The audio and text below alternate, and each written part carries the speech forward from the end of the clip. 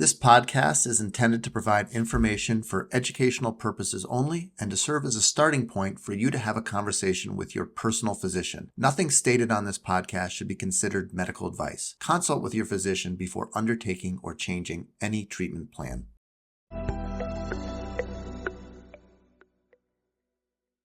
All right, welcome back to the Pound of Cure Weight Loss podcast. Here we are on episode number 17, How to Quiet the Food Noise. Yeah.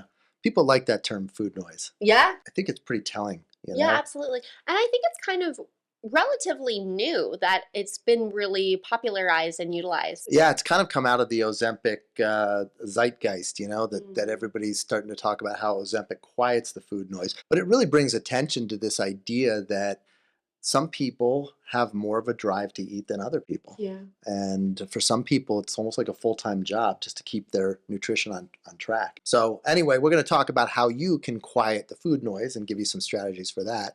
So Zoe, you exercise a lot. What's your latest exercise routine? What are you doing? Well, I love doing things that get me outside, hiking, running, but guess what? I don't do it very often. Yeah. Unfortunately, I would love to. We were talking, I was able to enjoy some time this weekend to go outside and hiking, but my bread and butter is really in the gym. I love lifting weights, and I do incorporate cardio. I love doing the stair stepper, put on my YouTube video, and it's actually something that I talk with clients and patients about, of temptation pairing. So I have the, arrangement with myself that I will only watch YouTube if I'm doing cardio. And so we talk about that, like if there's something that a habit you want to form, pair it with something that you look forward to doing, or like a treat, such as watching YouTube, listening to a podcast. Your favorite podcast, Your the Pound of Cure Weight Loss podcast, podcast, while you do. exactly. That's really kind of a double plus, right? Because you're getting great nutritional medication and surgery advice at the same time you're exercising. Yeah. Well, speaking of gyms, our news segment is from CNN, and it's Ozempic is coming for gyms. Here's how they're responding. And there's kind of two parts of it. The first part is that a lot of gyms are coming up with customized workout plans for people using GLP-1 meds like Ozempic. But then they're also talking about a couple of gyms starting to hire nurse practitioners or mid-level healthcare providers to be able to prescribe the medications. I kind of have mixed feelings about this. Zoe, let's talk first of all about gyms and programs for preventing muscle loss in Ozempic. You probably know more about this than almost anybody. So, well, yeah, I think it's great. And I think it's a need that needs to be addressed, and really having somebody like a personal trainer that you're working with to make sure you're doing the exercises correctly and safely in proper form, not only to help prevent muscle loss, but to prevent an injury. So I think it's great for gyms to stay in their lane of helping people with their exercise. I think it also takes away some of the bias. Like, hey, listen, you're taking these meds? Okay, we got a program for you. No shame. Mm-hmm. We'll be open about it. Let's talk about battling the disease of obesity using these medications. But I think your point about hiring the nurse practitioners, to me, I say go for it. Knock yourselves out, Lifetime Fitness, and hire some nurse practitioners and start having the same battles with the insurance companies that we have every day. They're going to quit real quick. Yeah, I think they're going to quickly learn that this is probably not the best business model. Working and taking care of patients through insurance-based reimbursement is very enjoyable, and I love working with my patients, and that's fantastic. But I will tell you, from a business perspective, this just doesn't make a lot of sense. And they can probably do a lot better selling some memberships and coming up with some personal training programs, and even selling their protein powders and all the other things. So my hunch is that that's probably not going to go anywhere. I say let them do it. The more people out there that are accessing it in an unbiased way. We've talked about how Eli Lilly does have some relationships with providers that, in my opinion, is biased and really shouldn't be allowed. I don't see any bias. They're not going to have an incentive to promote one medication over the other. Or change their treatment plan based on who they work for. So I think this is a really good thing. I think it takes the bias out of the taking the medications, and it's really very much needed. Well, and the other piece of it that I was thinking about, how it kind of mirrors the community aspect that we have built for our patients and the nutrition program, having maybe a exercise group class for people to build connections with other people on these GLP-1s, right? Like you said, to decrease that bias and that stigma. Yeah. I think we're going to see more and more of this as more people get on the medication. Well, I think so many people want their hands in this pot. Yeah. Yeah. So, all right. Well, let's move on to our patient story. I think you know our guest the best, Zoe. So why don't you introduce Josh? Yeah, so I'm really excited to have Josh here with us. I've known Josh for almost 2 years because he was one of our very first participants in the nutrition program when he was getting surgery. And he has done incredibly well. And of course, we'll hear from him. And I'm excited to have him share his story. And now he's one of our peer leaders. Yeah. So he has a lot of good value to add. Yeah, and I think he brings kind of the man side of the story. 80% of our patients are women, but that means 20% are men, and we need to make sure that they have that safe space and they have that place that they can go. And, sometimes guys just want to talk to other guys. Exactly. So Josh is here for that, and I think that's a great addition to the program. Mm-hmm. So welcome, Josh. All right, so now we'd like to welcome Josh, one of our peer leaders, and Josh has been in the nutrition program for like almost 2 years, right? Almost, yeah, July of 22. Yeah. So why don't you just tell us your story, tell us a little bit about, Sure. what you've gone through in the past couple years, but then also what made you decide to get bariatric surgery in the first place? Yeah, you bet. So, like many, overweight my whole life and struggled with it, lost and gained, the normal thing, fad diets, whatever. I was thinking about it on the way here. It's kind of interesting the way different people measure whether you're overweight, and I was kind of telling my mom about this experience and that I was going to do this and they were going to ask me my story and I was going to tell them I was overweight my whole life. And she goes, "No, you were skinny as a kid." And I go, "Mom, that's not what the playground said. The playground is the rules. They said I'm fat. Yeah. I'm fat. That's what it is." So that was just an interesting thing I thought there. It's like pure judgment is what it is, not what your mom thinks, not what you think. Unfortunately, that's kind of what it is. So that was where I started. I remember, getting bullied occasionally, whatever. It's kind of whatever. Built my personality now. That's fine. But yeah, so overweight my whole life, got thin a couple of times doing different exercise and or diet stuff. Not a stranger to the bariatric process. My wife had it in 2010 and she had it in Illinois. She had the gastric bypass and she had a ton of complications, like the 1 and the 3 percentiles. Super rare stuff. So I was a bit gun shy, not gonna lie. The real kicker was going to the doctor because I'd been on high blood pressure medicine for a little while and I was more or less maintaining that. And they kept telling me for years and years, pre-diabetic.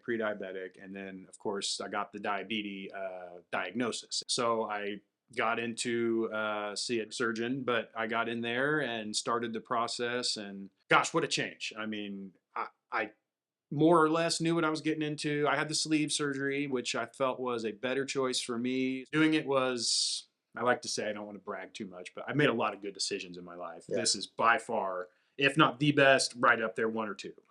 Right there. So yeah, that's in a summary, I guess, how I got where I am. Yeah, well, and I know that you've worked so hard. You really capitalized on the tool, but you put in the work to make the changes to your lifestyle, especially in the exercise realm. Yeah. So talk to us about your current exercise routine. What has really kind of spearheaded that newfound love of exercise in your life? Yeah, so exercise, just the word is like, I don't want to do that. And for me, I played sports when I was younger and I was relatively active, doing stuff. And then as I got older and bigger, that sort of faded. And I tried to go on a hike or two with my friends and it was like, man, I just can't. I want to hold them back. And so I was like, set some sort of soft goals for myself. I want to be able to do stuff. I want to be able to play softball. I want to be able to go on a hike. I want to be able to walk a few miles and not be sore forever the next day or even whatever. So it was really, and I followed different disciplines in my life that involve baby steps. And so I just turned it into a baby step project for myself. Yeah, exactly. At my work, we do use SMART goals, so very familiar with that too. Mine too.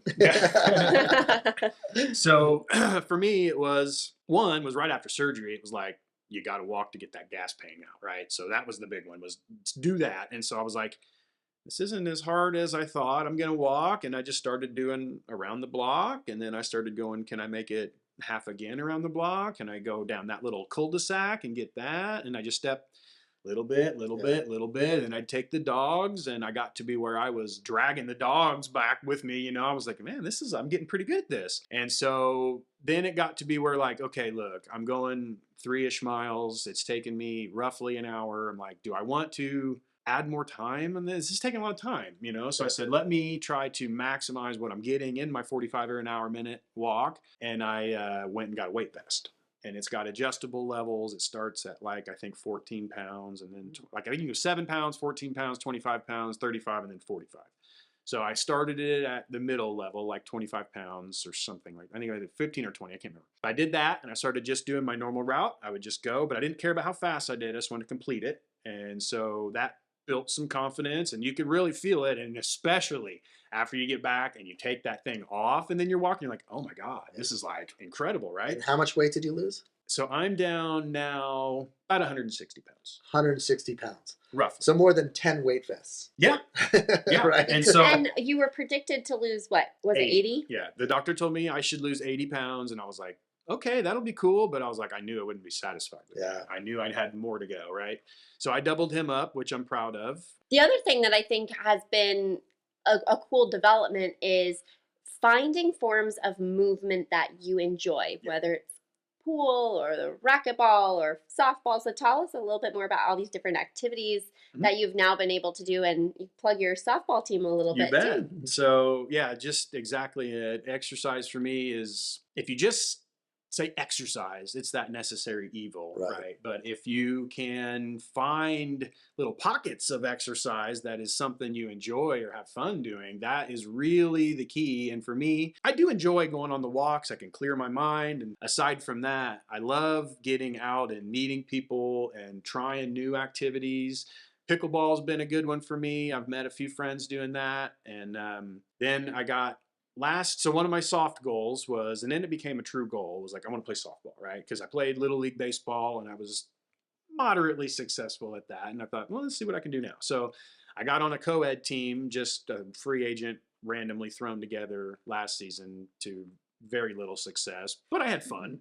And so in that process, the coach that I had said, hey, listen, there's a open practice this guy puts on every Sunday. Do you want to go to that? Because I was looking for practice, because I didn't like how our team was disorganized. It looked like we were the Bad News Bears, right? So I said, all right, I got to go to this practice. So I went blind. He told me about it, but he wasn't going to be there. I didn't know anyone. And I was just like, I'm going to go try it. So I went blind, and now these guys are my buddies. I help them run it sometimes. And that's how I met all these guys that are now on the team that I made. So we are real sons of pitches here in Tucson. So this is our team name and logo. And then the Pound of Cure team was super awesome to sponsor us there. So I threw that name on the back to make sure we get good advertisement. Thank you. Appreciate it. Yeah. For everybody who wants to take a chance and see what they can become of themselves, see what improvements they can make. So yeah, that was a big one for me. Yeah, I think that was fitting, because, without your weight loss, you're not playing softball. You're absolutely correct. That's 100%. And I've got, the program, my hard work to thank, and I wouldn't have been there without it. And I've done hard work, I've done diets, I've done whatever, but I know I wouldn't have had this sustained level of success. Right. Never would have gotten there. So the surgery, the program, everything has been just incredible. So you're one of our peer leaders, our only male peer leader, and we're super grateful to have you in our nutrition program, leading a weekly support group. So tell us a bit about your experience as a peer leader and how community has impacted like your sustained success. Yeah, it's pretty interesting, because I can see myself in a lot of these people that join the group. Most of the people that join are early in the process. And so it's fun to be able to share little simple things that I learned, but are eye-popping for them. So that's kind of nice, throw some low-hanging fruit down and they're still going, yeah, that's great. So that's pretty good. But it's helped me kind of reevaluate things I've done and see, oh yeah, I see where I made that mistake. You're making it too. You can overcome it. Just try to, do X, Y, or Z, whatever the specific case might be. But yeah, it's been a pretty good experience to meet all these other people, hear their stories, what's gotten them into the surgery life, the post-surgery life, how they're managing that. and sharing any tips and tricks that I've discovered. And So you are the leader for our guys group. yeah. About 80% of our patients are women, but that also means 20% are men. Mhm. So how's it been different for you kind of as a man in a primarily female support system? And what have you done to kind of create that space for men to kind of feel more comfortable as they talk about their experience after surgery? Yeah, you're totally right. I mean, it's definitely female dominated, the Yeah. people that I interact with in the groups. But we do have the men's group now every other Thursday, and I'm happy to host that. And there's a key 3 or 4 guys that generally call in, and it's nice to be able to, have that kinship where you have just I don't want to say you're exclusionary, but you've got just us kind of mentality. Right. You know what I mean? So I enjoy that. And it is nice to be able to talk about things about how we experience things as men. And for me was super simple, and I didn't get it because, like I said, I was always overweight and I didn't understand. Like, I didn't know where to wear my pants. And after I lost weight, I was wearing my pants where I always used to, at like my hip line, because that was the narrowest place I could get them to button before, right? So that's where I was wearing them, and everybody's pull your pants up. And I'm like, what are you talking about? I've got them. And now I know you got to wear them like up here. And I'm like, oh, that's where your waist is. So that was one of the things that I shared and talked about with the guys group there. And there was some, oh yeah, I know what you're talking about. And so there's some just little things like that. And you can't really share the fashion stuff with the women. It's the same as you can the guys. It's just a little bit different. And, it's a huge range of age groups too. We've got guys that are my age. I've got a few that were younger. One guy who's, I want to say in the 70s, right? I can't remember his name offhand, but great guy. And so we've got a nice group, and it's 1 to 3 people usually in the men's, which is about right, what you'd expect for your clientele splits there. But yeah, really enjoy doing it. I'm hoping I'm sending out good vibes and good messages for the gang, and they seem to keep calling back. So that's a good thing. For sure you are. I mean, and I think it's so great having you as part of our team. We had a patient who he kind of reached out to me a few days after surgery, and he was like, what have I done? Why did I do this? I think probably every bariatric surgery patient has that moment where they're like, oh my God, what did I do to myself? Why did I sign up for this? This was the dumbest thing I've ever done. And so he had that moment, and he was really depressed about it. And it was so good to know. I'm like, Josh, got to get this guy to Josh. And he joined the group. It happened to coincide with the group was that night. Mm-hmm. And you guys kind of surrounded him and really helped him and let him know, hey, listen, we've all kind of felt that. It's not going to be like this forever. But having that safe, like that special space for the guy talk and knowing that it's still within this community of support, just like kind of dedicated time, I think is really cool. Everybody likes to feel like something is carved out just for them, right? So there's a nice little red carpet there. Guys, come on in. And I've said it several times, I'm your typical guy and I'm macho or whatever, and I thought support groups, no, come on, man. And then once I went and I felt the love, I really did. And it was just like, there's something to this. And I decided this was a good move to stick with. And my wife had told me too, she goes, dude, you got to do it. I know you think you're too good for that. You're too tough for that, whatever. She goes, just do it. She goes, man, it was huge for me. And she said, I thought they should have made that mandatory for the program. And I thought, that's not a bad idea, but who's going to give the right effort if something's mandatory? So it is mandatory for our patients. That's good. Yes. I didn't do your surgery, and you just kind of stumbled on our support group afterwards. Mostly because of her prodding, because she said how helpful it was for her back in Illinois. But I appreciate the support and us making it mandatory, because we do get pushback on that. Do you? Like, what do I need to? Just give me the handout, Yeah. But there's something about that connection. There's something about hearing it from someone who's gone through the surgery. Yes. Zoe hasn't had the surgery. I haven't had the surgery. We're not going to be able to talk to our patients about the things that only someone who's had the surgery can tell them. Yeah. And so we need to have that out there, and we really appreciate you doing that.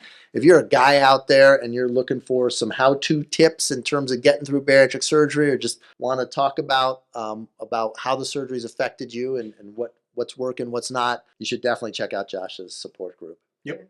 Every other Thursday. I think it's guys group this week. I don't know. I got to check. Yeah, I can't remember off the top of my head. It's always at the same time on Thursday, so it's whatever one it is. Well, gosh, thanks so much for being here. Is there anything else you'd like to share?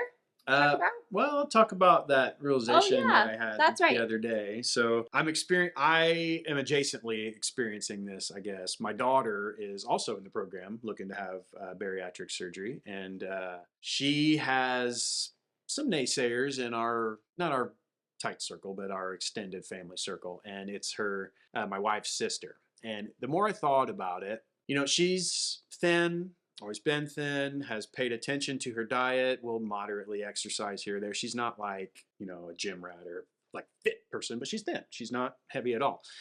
And preface it a little bit, she's a judgmental person, but that's fine. But so she, wants to poo-poo the idea of Aries having surgery, easy way out. You always hear that easy way out. Yeah. So it got me to thinking, and I just, only child, so I'm used to entertaining myself. When I get alone, that's what I do, I think, right? So I'm just thinking one day driving in the car about why a person would be motivated to say that to somebody. It's the easy way out, hold them down or whatever. And I started thinking, is it just a baked in survival mechanism for people back from the Stone Age or whatever? Because I started think of a pack of gazelles or whatever in Africa. You don't have to outrun the lion. You just got to outrun the other gazelle. Right?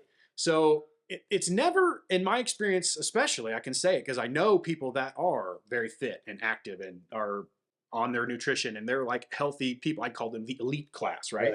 So it's never the people in that elite class that seem to want to poo-poo someone for trying to join that, right? To better themselves. Always those people in the middle. And I started thinking, it's these people in the middle and probably the people near the bubble at the bottom that are like subconsciously survival mechanism. I've got competition for my spot in the pack now. No, you can't get skinny. No, you might outrun me. Now I'm in danger of the lion.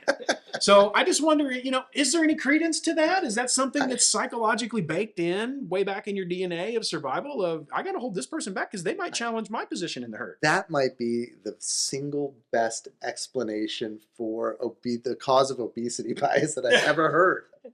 I dialed in on that, Josh. That's freaking brilliant. Yeah, I just was thinking of it the other day. I'm thinking, why would a person try to block somebody? And it's never those people at the top that are very fit, very active, very healthy. They're always like, yes, good for you. Come on, let's go. But, I think you could extend that. And I think in the most primal sense, it's like the survival from getting eaten by the lion. Mm-hmm. But then it's also competition for a partner. Yeah.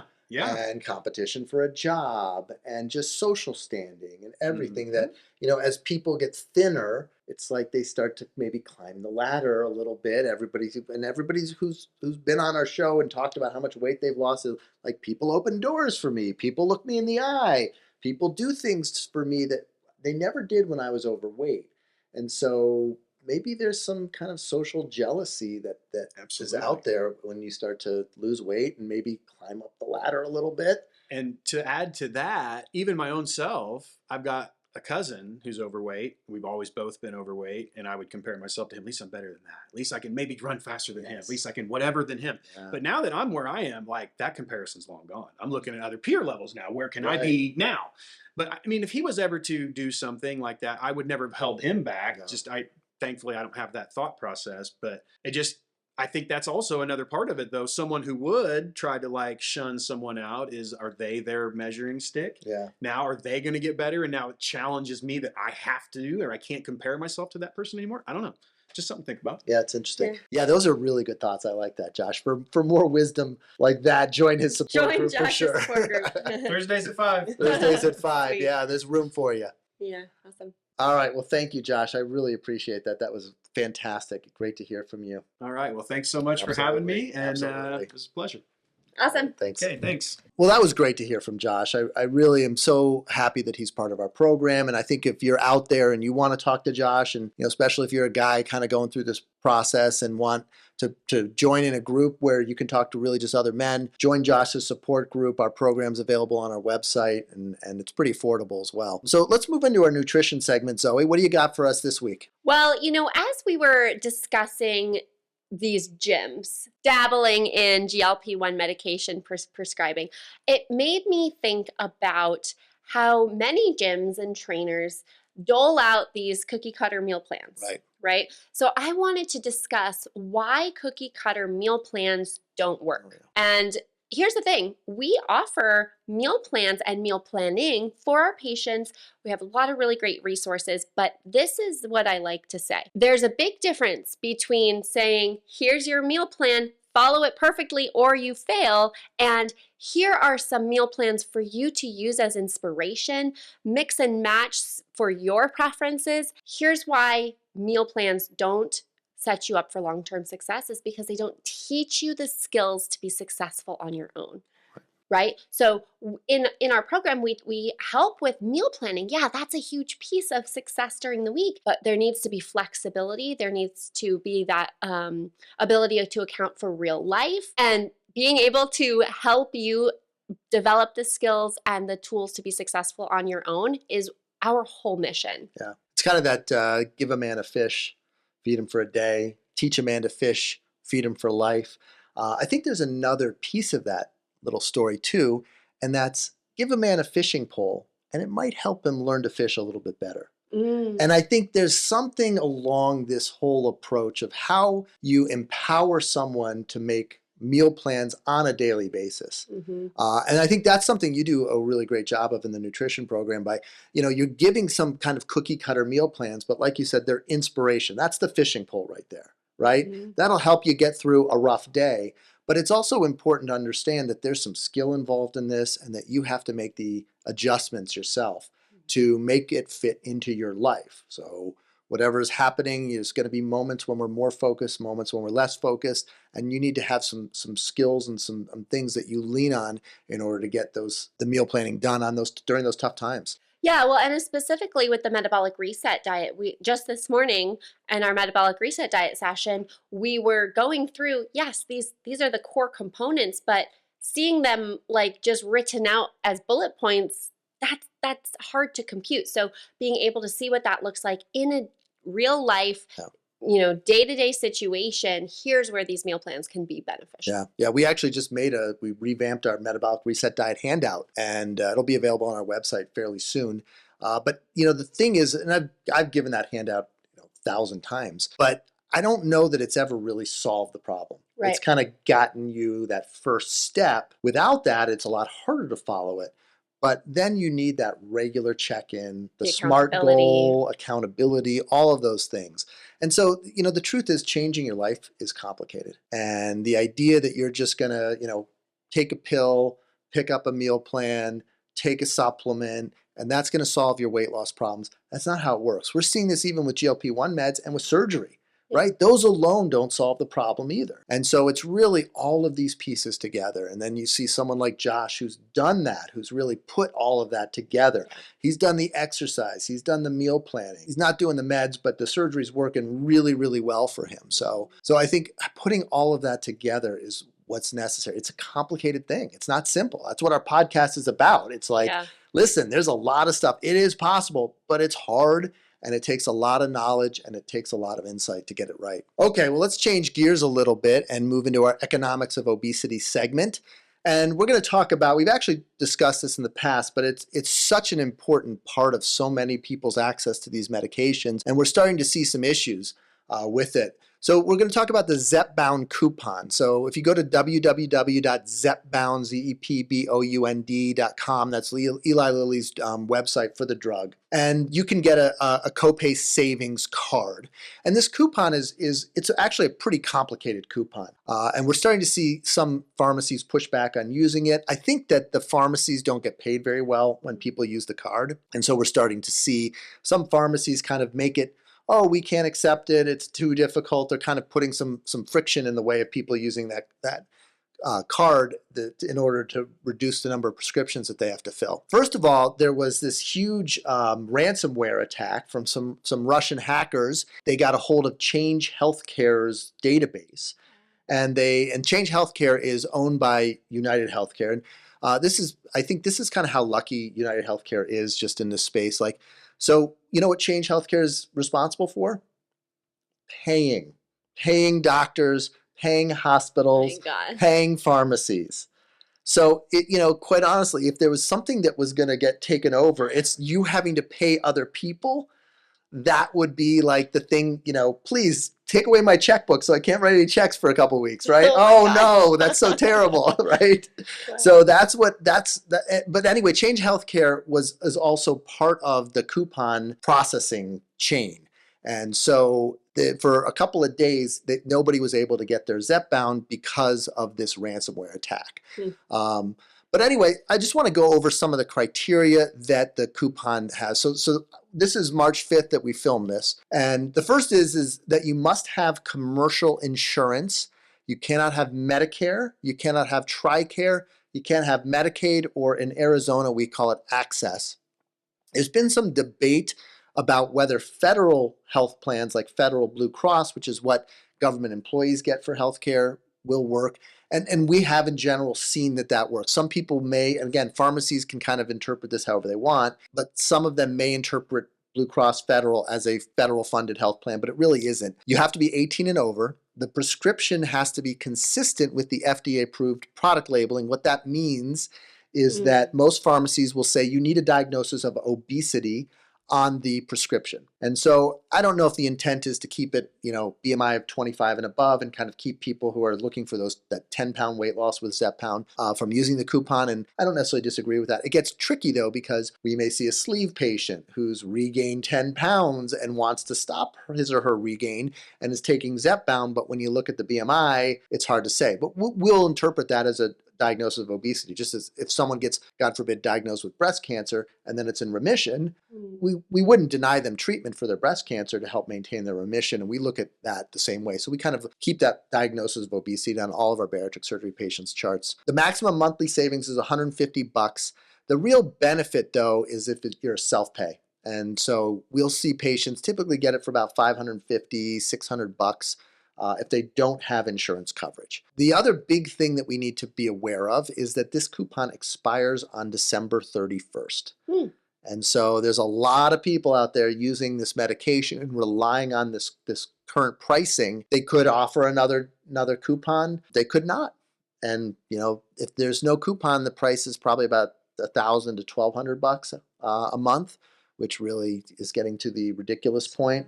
I think something that I've really noticed over time is that this medication is really kind of a 1% medication. It's really the wealthiest patients are the ones who are getting access to this medication. And I think that's a really unfortunate statement about what's happening with our access to these to GLP-1 meds. When I see patients, if I want to predict whether or not they're going to get GLP-1 meds, and like if I see them in 6 months and they're on the meds, the one question I would ask them is, how much money do you make? And I think if they're making a lot of money, it's much more likely that they're going to be able to get access to the medication. But now that doesn't mean that it's impossible, and we certainly have a lot of people with lower incomes who are receiving the medication, but there's definitely a bias toward that. And I think if you go on TikTok and social media and everything, you'll see that if you pay close attention, you'll see that's a lot of who's using the med right now. So one more thing about this, and I found this interesting, and this is actually something I didn't really know much about, but patients who utilize alternate funding programs for specialty drugs, and there's a number of companies that do this, like Impacts RX and Payer Matrix, they are forbidden from using this coupon for the medication. I don't really know much about these. I started to look into them, and I found that they were really universally hated by insurance companies, and also by PBMs, pharmacy benefit managers, and also by the pharma industry. And so immediately I got very interested because I thought these guys might be doing something right or interesting. And so I don't know that this is really a meaningful method of reducing healthcare costs, but we might talk about them down the road. I have to do a little bit more research about what their plan is and how they work. But if you do use one of those funding programs, you will be excluded from using the coupon. All right, well, let's move into our questions. We've got our office manager, Sierra, here to read the questions, and we've picked out 3 questions that came to us from social media. If you're interested in asking us a question, you can just go on our TikTok or our Instagram account or YouTube and ask the question there. Also on our website, there's a podcast page, and you can submit the question through our website as well. But we love hearing from our users, and I find that there's so many good questions that come to us.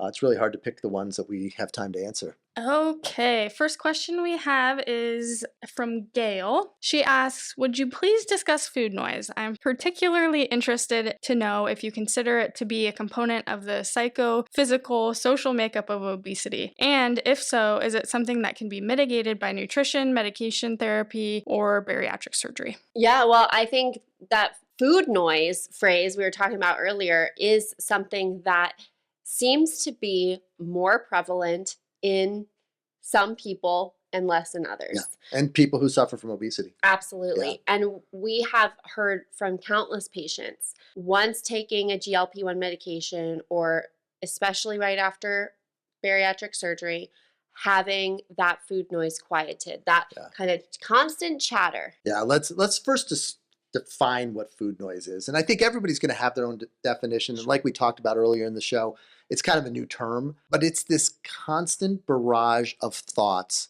about food and this continuous desire to eat. And that's kind of, you're sitting there watching television, talking to your partner, and you're just in the back of your mind, you're thinking about that one food that's somewhere tucked in your refrigerator. And should I eat that or should I not? And that kind of that preoccupation with food. Some people can spend hours and hours and hours and really not think much about eating at all. And other people, it's really all they think about. And when that's all you think about, it's really hard to keep the diet in check and to minimize the processed calories. So let's get to this, the heart of this question. Do you consider it to be a component of the psychophysical, social makeup of obesity? What do you think about that? Yes, absolutely. Yeah, absolutely. The idea of food noise really speaks to the fact that some people have a greater desire to eat and a greater drive than other people. Mm-hmm. And so that, we see that with addicts of all types. Some people just like alcohol. I remember back in college, I liked alcohol like everybody else did in college, but I didn't wake up in the morning and think about it. During the week, I usually didn't drink and it was only social, really. I would never just have a drink.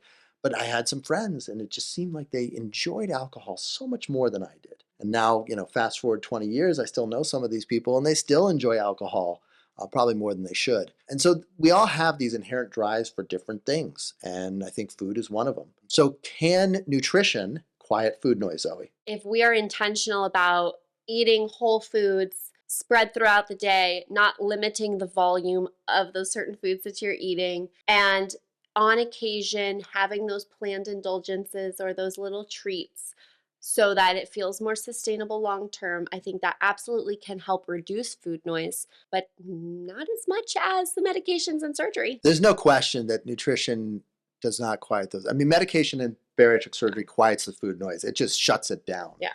In some patients, not in everybody, and everybody responds differently. The idea of food noise too, I think, is part of this set point concept that we talk so much about, that when your body weight is at this set weight, you tend to have a reasonable amount of chatter about food. Mm-hmm. But if you restrict your calorie intake like you talked about, and the hunger drive increases, then the food noise starts to get really, really loud. And so focusing on something like our metabolic reset diet, where it's not about calorie restriction, but about eating lots of really healthy foods like fruits, vegetables, nuts, seeds, and beans, and eliminating the processed foods, because a lot of these processed foods kind of cycle that blood sugar up and down, and sometimes those low blood sugars can increase the food noise. And so I do think there are a lot of strategies nutritionally that you can employ to quiet the food noise down, and that's what our nutrition program is really designed to do. Not to put you in this starvation mode, but to allow you to eat lots of healthy food and have plenty of good stuff. And kind of lower that set point naturally over time. So yeah, food noise is complicated. I love that people are talking about it. It's definitely a real thing, and there are medications, nutritional strategies, surgical techniques that we can do to minimize the food noise. All right, next question is from a YouTube short on Wegovy being shown to reduce the risk of heart attacks by 20 to 25%. This question is, how dangerous is it to go from a sleeve to a bypass revision? Originally, I wanted the bypass and the surgeon directed me to a sleeve. He felt it was a much easier surgery. However, I'm quite large and only lost about 20 pounds. Here I am 4 years later to where I started, wondering if I should get a revision. I have heard some real horror stories stories about revisions? So, first of all, my practice is probably 30 to 40% revision surgery. And I do a revision I do a lot of revision surgery. And I do a lot of revisions from a sleeve to a bypass. And I actually do a lot of gastric bypass surgery as well. The first thing I'll tell you is a gastric bypass is a much more difficult surgery to perform than a sleeve. It took me probably 250 gastric bypasses to get really good, to get to where my numbers are well below the national average in terms of complications. It probably took me about 50 sleeves to get to that same skill level. So it's a much steeper learning curve. If you were to watch the surgery, there's a lot more suturing and connecting and some difficult things, but we can still do a gastric bypass with a 1% serious complication rate. I can do a sleeve to a bypass revision with a 2% serious complication rate. So it is a little bit riskier, but still 98% of my patients sail through that procedure. Now that's the simplest and most straightforward of all types of revisions. Other revisions I do where patients have either had the surgery performed incorrectly initially, or they have chronic ulcers, or some type of bowel obstruction. Those are more complicated, where you're actually treating pathology, where something is just not hooked up right, there's an ulcer, there's a problem. Those are much more challenging procedures. Those are going to have higher complication rates, but typically those aren't driving additional weight loss. Those are treating a problem that's resulted from the bariatric surgery. And I do a lot fewer of that type of surgery than I do sleeve to bypass revisions for typically heartburn. The other question is, will a sleeve to a bypass revision be an effective weight loss tool? And that is quite variable. Some patients I'll see, and I think we had Stacy on the show a couple of weeks ago, and she lost like 80 pounds in the first few months from her sleeve to bypass revision. We'll see other patients lose 20 pounds and kind of doing the same stuff nutritionally. One of the things I think is that this surgery works well to treat regain more than inadequate weight loss. So you had a sleeve and you lose 30 pounds, and that's just kind of as slow as you went. And that sounds more of what we're hearing in this story than doing a revision to a gastric bypass typically doesn't work that well. Now, actually, the exception would be someone like Stacy. So again, that's a generalized statement. That's not necessarily accurate for you. And so I think that doing that surgery for weight loss has modest results, sometimes good results, sometimes pretty minimal results. Mm-hmm. Doing it for acid reflux is super effective. Patients wake up the next morning, acid reflux gone.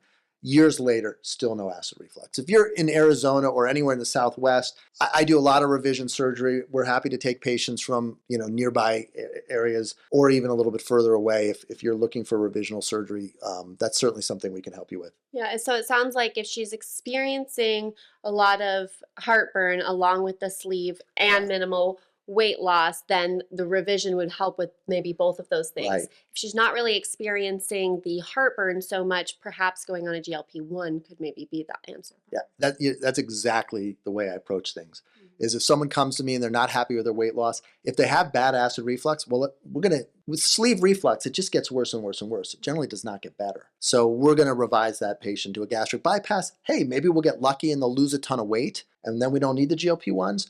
But if not, we can use the GLP-1s after the fact. If you're just coming with inadequate weight loss, if we can get you on the GLP-1, we're going to. So, all right, last question, Sierra. Okay. Hi, guys. I am 2 years post-gastric bypass. I've lost all the weight I needed to and am in maintenance. I'm hungry, especially in the evenings. I eat between 1,000 and 1,200 calories per day, 80 grams of protein, loads of veggies, and I got the Pound of Cure book. Just wondered if I should be on more calories. I am concerned about starvation mode or ending up like the folks on The Biggest Loser. Any insight would be greatly appreciated. By the way, great job, guys. Love the podcast. Thank you. We love doing it. Thank you. So, all right, here's what I have to say. First off, amazing that you've reached maintenance. That's really great that you've lost the weight that you desire. Now, keeping in mind your honeymoon period is that period of time after surgery, generally about a year, could be longer, could be less, where you lose the majority of your weight, not just because of the volume restriction, but because of that hormonal change. Then there's that shift to maintenance, which you're in right now, and the hormone shift to instead of weight loss, it's in weight maintenance mode. So if you are feeling hungry, I would say, let's eat more. But of course, that key is what you're eating more of. It's not, oh, okay, I'm feeling a little bit hungry. I'm in maintenance, so let me add some pizza and ice cream each day. That's not what I mean. But if you're feeling hungry and you're already eating a ton of veggies, maybe you're adding in some more fruit, maybe you're adding in some more nuts and beans, adding those high volume, high fiber foods to help you feel full and continue in weight maintenance. But it sounds like you're doing a great job. I just want you to honor that hunger so your set point doesn't push you higher. Yeah, and stop counting calories. Yeah, Right? absolutely. I think you stop counting calories and she's doing everything right. Right? It's the only thing is that she's not eating a ton of calories right now. Over time, that will probably increase a little bit without weight gain. Yeah. And I also just wanted to say it's normal and expected that you naturally will start to feel hungry, or you naturally will be able to eat a bigger volume of food. And we want you to honor that hunger, honor that extra volume, and eat more if your body is asking for it, but eat more of that good stuff. Yeah, absolutely. All right, Zoe, that wraps up episode 17. I think it was a great episode. Thank you, Josh, for joining us. If you are out there and want to see more from us, our books are available, and also follow us on TikTok, Instagram, YouTube, your favorite social media platform. And also our podcast, we're getting more and more listens every week, and we're really excited about that. Please, if this is valuable, share it with someone that you think would appreciate it as well. See you next time.